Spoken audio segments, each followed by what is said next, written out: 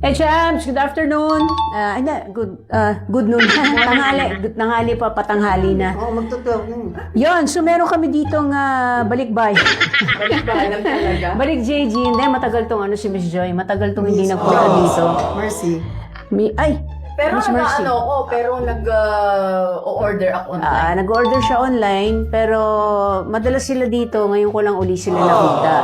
May sinasabi sila kanina nung natikman ka agad yung pizza. Ano po yun? Ang sarap. Oo, masarap siya. At saka, hindi siya kagaya ng ibang pizza, Kasi parang pag tumikim ka ng pizza, outside grindahan, parang pare-pareho sila ng lasa, di ba?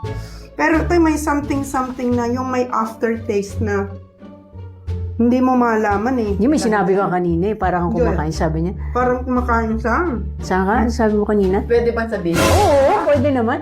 Ikaw nagsabi. Ano? Parang kumakain ako sa Sa? pizza. Pizza Hut. Para daw sila kumakain sa Pizza Hut. Tsaka sa yung sa wings. Yung sa... Sa Buffalo Wings. Ayan. Pero iba pa rin.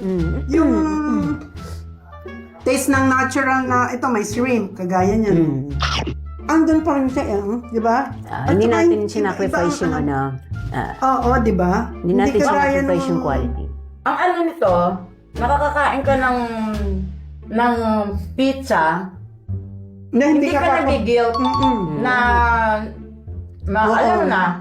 Kasi healthy yung pizza nila. Healthy, oo. Kahit yung itong nila, yung Crust. ng pizza, iba tingnan mo, iba ang kulay niya. Tsaka hindi, may kakaiba siyang lasa na special siya na... O syempre, special kayo sa amin. Kaya special din yung mga Yung food na... nandiyan pag nginuya mo siya, tapos nilulun mo siyang ganun, parang may aftertaste dito na kakaiba sa ibang pizza.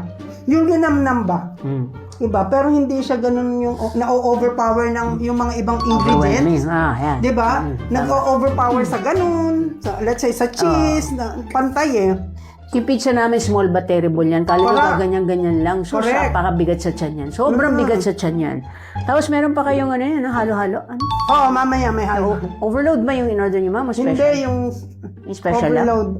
Hindi yung overload. Okay, so dalawa kasing halo-halo namin, yung ubi Anong con yelo. Isang overload, isang special. So yung overload, meron yung saging, may sagong, medyo mas maraming mas maraming ingredients. At saka ito, talagang parang siya. Limonada, lemon. Limonada, parang yung ginagawa talaga na... Ay, ma'am, kasi real lemonade naman talaga yan. Katas talaga ng lemon yan.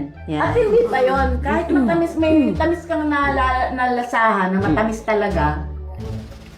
Iba yung tamis niya. Oo, iba yung tamis niya. At saka alam mong healthy siya. Alam mong low carb siya. Alam mong low carb siya. No sugar po No yan. sugar.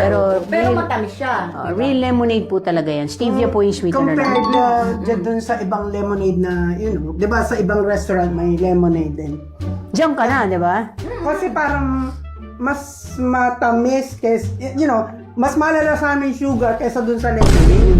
Tama. Di ba? Pero ito hindi. Minsan may paano-ano pa sila yun. Ano yung nasa ibabaw na Siyempre, lemon yun. Parang ganyan, Tapos may dahon-dahon pang ganun. Pag Palamuti pa. tinikman mo siya, parang, ay, white sugar. Mas marami pa din asukal dun sa mga high carb na So, anyway, sila yung aming nag-dine-in for today. Ano ba ngayon? Friday, no? Yan. So, kayo, kung gusto nyo mag-dine-in dito, ma'am, invite nyo sila.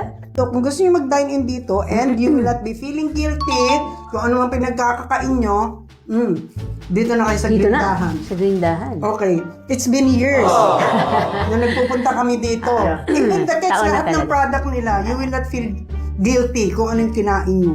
Yon. The best. So, yan, the best daw. Thank you so much. Thank you, ma'am. Yan, nag-enjoy talaga sila sa kinain nila. Yeah.